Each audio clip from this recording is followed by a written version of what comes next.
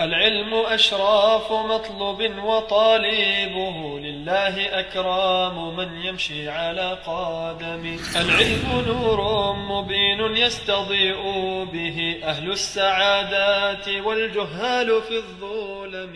إن الحمد لله نحمده ونستعينه ونستغفره ونعوذ بالله من شرور أنفسنا ومن سيئات أعمالنا. من يهده الله فلا مضل له ومن يضلل فلا هادي له وأشهد أن لا إله إلا الله وحده لا شريك له وأشهد أن محمدا عبده ورسوله. أما بعد، باب الصلح. يقول الشيخ رحمه الله تعالى رحمة واسعة: قال النبي صلى الله عليه وسلم: الصلح جائز بين المسلمين إلا صلحا أحل حراما وحرم حراما.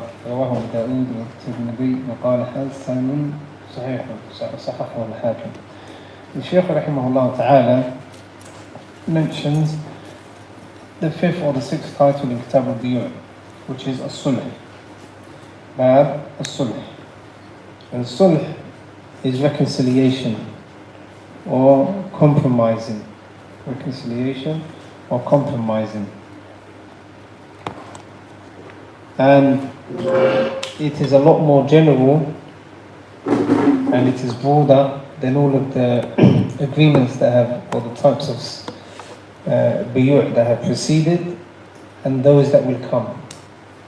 And those that will come. That's why the Shaykh won't mention specific conditions for it, because the conditions for it depend on the type of sulh, depend on what sort of reconciliation it is. Sometimes it is a bay', and then it has the conditions of bay'. Other times it has other descriptions.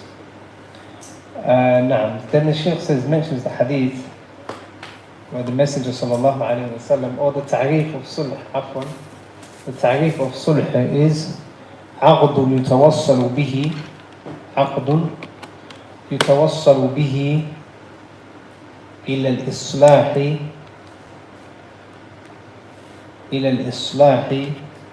بين المختلفين أو متخاصمين. So its definition is that it is a aqd, a type of transaction, يتوصل به إلى الإصلاح, that you reach by way of it, that you use to rectify the affair of two people, or the affair of the two people that are in dispute, or the two people, or the more than two people who are in dispute over a certain thing. So the aim of a sulh is to end the khusuma, to end the dispute between the people that are complaining about one another. Right.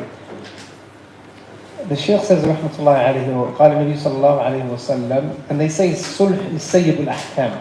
As-sulhu sayyidul ahkami. As-sulhu sayyidul ahkam. It is the master of all ahkam. Because with regards to the sulh, we said it was very general and broad. Therefore, if two people agree on something, then that is nafid, that is to be taken into consideration, even if it seems like one of them has got the shorter side of the deal. The Shaykh says, وَالصُّلْحُ, or the hadith in which the Messenger sallallahu alayhi wa sallam said, الصُّلْحُ جَائِزٌ بَيْنَ الْمُسْلِمِينَ إِلَّا صُلْحًا أَحَلَّ حَرَامًا.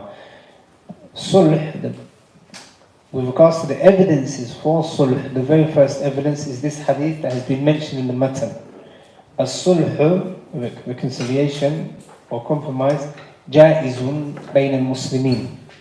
It is permitted bayn al-muslimin. Jaiz can have two meanings here. Jaiz can have two meanings here. Write this down. Jaiz in terms of hukum wad'i and in terms of hukum taklifi. Or if we start with hukum taklifi, with regards to the hukum taklifi, it is jaiz يعني mubah. Jaiz يعني mubah. It is permissible to do. So when we're looking at it from the servant himself, from the abd, the person himself, it is permissible. So for example, if me and Muhammad have a dispute over an item, and I say the item was £500 and he says no, it was £200, and then we agree on middle terms and we say, like, okay, we call it £350, that is an agreement. It is permissible for me to do that, and it is permissible for Muhammad to also do that. That's the first meaning. Lakin from the angle of a hukum wad'i, and you've all studied what hukum wad'i is and taklifi, صح? What is a hukum taklifi? متعلق بأفعال المكلفين. The ahkam taklifiyya are those that are connected to our actions, and they consist of what? Al-ahkam al-khamsa: wajib, mustahab, muharram, makruh, and na'am. So when we're saying sulh jaizun, or when the Messenger sallallahu alaihi wasallam says sulh jaiz, it can mean sulh jaiz, yani it is permissible for us to do. The second thing is, when you look at it from a hukum wad'i, it is jaiz, meaning nafidh. Nafidh. Meaning it is binding, and whatever we agree upon must be done. It is nafidh. And the opposite to nafidh is batil. It is not batil. So now me and Muhammad, we agree on what? £350 in this example. For me and him, it's jaiz, permissible. But the aqd itself is nafid, meaning it is binding now. I can't turn around and say a week later that I don't agree, I'm sticking to my I'm sticking to the number I said initially, which was £500. La. The fact that we agreed upon it, and 350, everything else beforehand is not taken into consideration. Is that understood? طيب. So jaiz bima'na permissible, mubah. That's from a hukum taklifi, and from a hukum nafid, from a hukum wad'i point of view, it is nafid. طيب. So this is one of the evidences. الصلح جائز بين المسلمين. Also, Allah subhanahu wa ta'ala says, وَإِنِ امْرَأَةٌ خَافَتْ مِنْ بَعْلِهَا نُشُوزًا أَوْ إِعْرَاضًا فَلَا جُنَاحَ عَلَيْهِمَا أَنْ يُصْلِحَ بَيْنَهُمَا صُلْحًا. أَنْ يُصْلِحَ بَيْنَهُمَا صُلْحًا. وَالصُّلْحُ خَيْرٌ. Allah subhanahu wa ta'ala mentions that if a man and a woman, a husband and a wife, if they have a dispute, then there is no harm upon them if they do islah, and they come to some sort of agreement. How they can come to the agreement, that's up to them. That hasn't been specified. Sulh. Yani mutlaq. It is nakira here. Any sulh. Then Allah Jalla wa Ala says, وَالصُّلْحُ خَيْرٌ. Also Allah subhanahu wa ta'ala, Surah Al-Hujurat, وَإِن طَائِفَتَانِ مِنَ الْمُؤْمِنِينَ اقْتَتَلُوا فَأَصْلِحُوا بَيْنَ أَخَوَيْكُمْ. فَأَصْلِحُوا فَأَصْلِحُوا بَيْنَهُمَا. Then Allah subhanahu wa ta'ala mentions that if a group of Muslims, if they fight one another, if they kill one another, فَأَصْلِحُوا بَيْنَهُمَا. Then rectify that which is between them. فَإِنْ فَاءَتْ فَأَصْلِحُوا بَيْنَهُمَا بِالْعَدْلِ وَأَقْسِطُوا, as Allah Jalla wa Ala also says. So sulh is something which is mashru'. It is something which is mashru'. It can be wajib, and it can also be mustahab for the person. Because if you see two people and they're disputing over something and you're able to rectify and come in between them, then it could be wajib or it could be mustahab. And the Messenger sallallahu alaihi wasallam would also do so if any of his companions would have any quarrels between one another. Questions after you. طيب. Then the Messenger sallallahu alaihi wasallam, he said, إِلَّا صُلْحًا أَحَلَّ حَرَامًا أَوْ حَرَّمَ حَلَالًا. Except for a sulh, an agreement or reconciliation that makes something which is halal, makes something which is haram halal, or makes something which is halal haram. So on this note, we can divide sulh into two types in terms of its ruling. In terms of its ruling.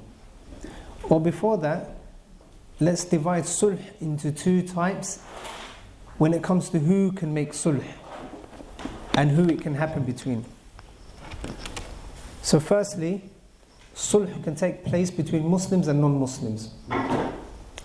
Muslims and non-Muslims. Sulh can also take place between a husband and a wife, a married couple. Sulh can also take place between the Imam and Ahlul Baghi. Ahlul Baghi. The Imam, the Hakim, and Ahlul Baghi. And Ahlul Baghi in the books of fiqh are a group of people who have ability and they go out against the Imam, but they have a legitimate reason. Ta'wil, that is sa'iq. They have a legitimate reason. And they are different to the Khawarij. And that is, they are mentioned sometimes in Kitab al-Jihad and in other books, in the books of al-Fiqh. Also, it can take place between Muslims with regards to buying and selling. But it can take place between people in terms of buying and selling. Mu'amalat. And it can also take place in other than mu'amalat, in other than buying and selling. طيب. Let's go back to the hadith. So the maqsood of this chapter, out of those 5 or those 4 types of people that it can take place between, what is the maqsood in Bab Sulh, in Bab al-Mu'amalat? Which type is being intended? Huh? The buyer and the seller, the khusuma, or the sulh that takes place between 2 people that have a dispute in mu'amalat, transaction, with regards to buying and selling, with regards to mal. That is the maqsood. Let's go back to the hadith. The Messenger ﷺ mentioned in this hadith 2 types of sulh in terms of the hukum. In terms of the hukum. He said, as-sulhu jaizun. So there's a sulh that is what? Halal, permissible, sah? There's a sulh that is halal, permissible. And that sulh is the one that obviously we're going to study. And it has many different types.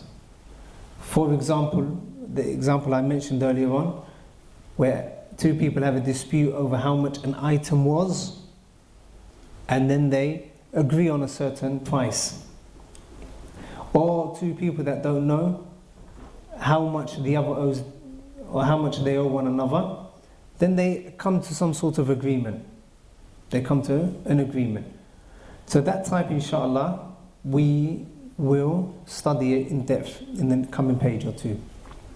The second type that the Messenger ﷺ said in the hadith is إِلَّا صُلْحًا أَحَلَّ حَرَامًا أو حَلَّلَ أو حَرَّمَ حَلَالًا. The second type is sulh that is haram, that is not permissible.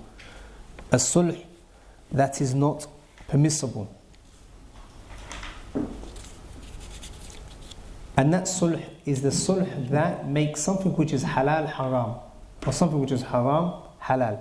For example, if a man gets married to a second wife and he agrees to have sulh, an agreement, come to some sort of agreement or compensation with his first wife, alaykum salam, and then she says, the only form of sulh that I will accept is if you divorce the second wife. If you divorce the second wife, that sulh becomes what? Halal or haram? It becomes haram. It becomes haram.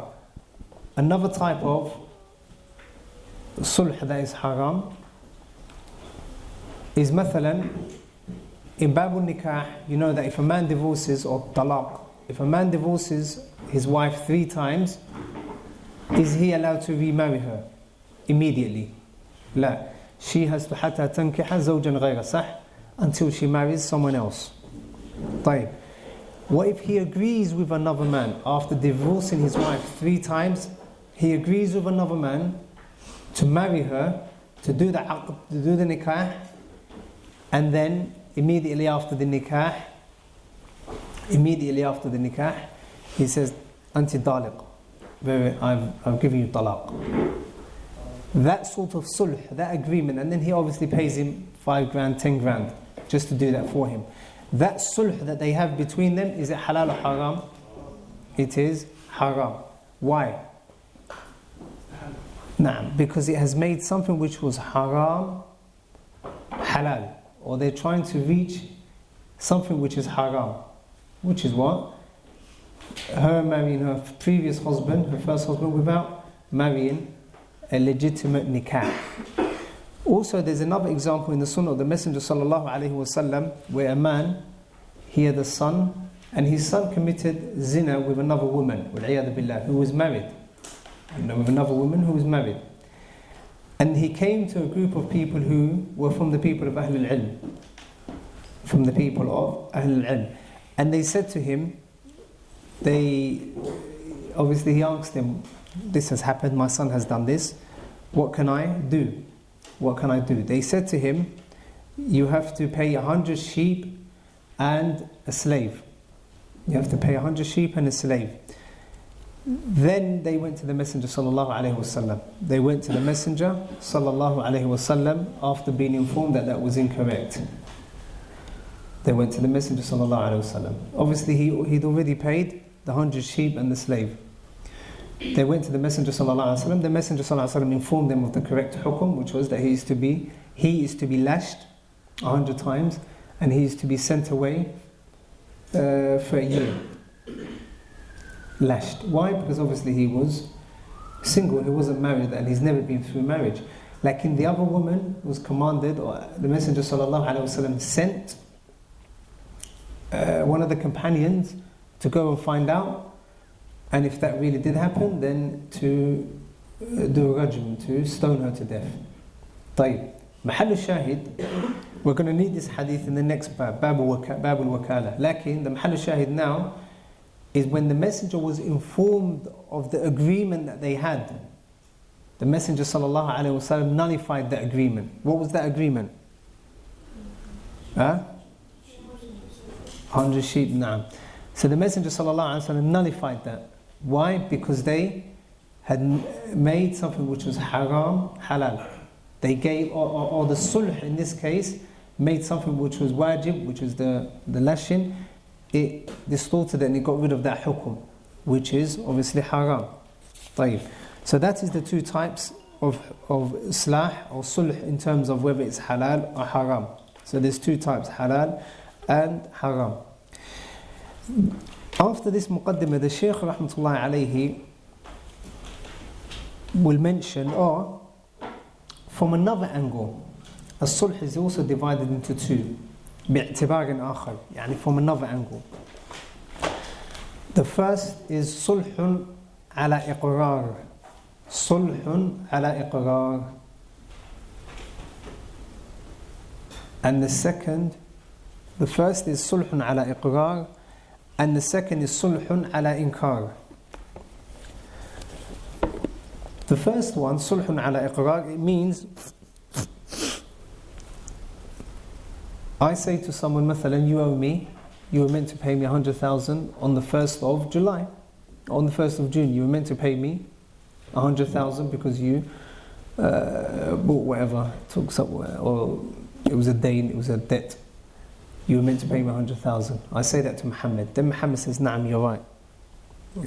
Please pardon me, give me a bit more time or whatever. And then we come to agreement and I say, listen, don't worry about the 100,000, just give me 80,000. He goes, I'll give you 80,000. He gives me 80,000. That is called sulhun ala iqrar. He has acknowledged that he owes me whatever it is that I said he owes me. He has acknowledged this and he has paid it. He acknowledges this. The second is sulhun ala inkar, which is if the person doesn't acknowledge it. He says, no, I don't owe you 100,000. I don't owe you 100,000, or you owe me, I don't know, whatever amount of money, or you owe me, you said you were going to build a house for me, you took X amount of money, and you haven't built it yet. And he denies it. That's called sulhun ala inkar. And that has its own ahkam as well. So that is the types of sulh from the angle of acknowledging or refusing to acknowledge. And you will find both types in the books of fiqh. طيب. After mentioning these, the Shaykh is going to go over to the types of islah in terms of the actual items and the actual reconciliation, the islah that is taking place. The Shaykh says, rahimahullah, فَإِنْ صَالَحَهُ عَنْ عَيْنٍ بِعَيْنٍ أُخْرَى أَوْ بِدَيْنٍ جَازَ وَإِنْ كَانَ لَهُ عَلَيْهِ دَيْنٌ فَصَالَحَهُ عَنْهُ بِعَيْنٍ أَوْ بِدَيْنٍ قَبَضَهُ قَبْلَ تَفَرُّقٍ. طيب. In the matan is not dissected like it is, obviously, depending on the nuskha that you're using. Lakin, he mentions about 5 types. And it's easy if you just write each type down. Number 1, النوع الأول عين بعين. The first is عين بعين.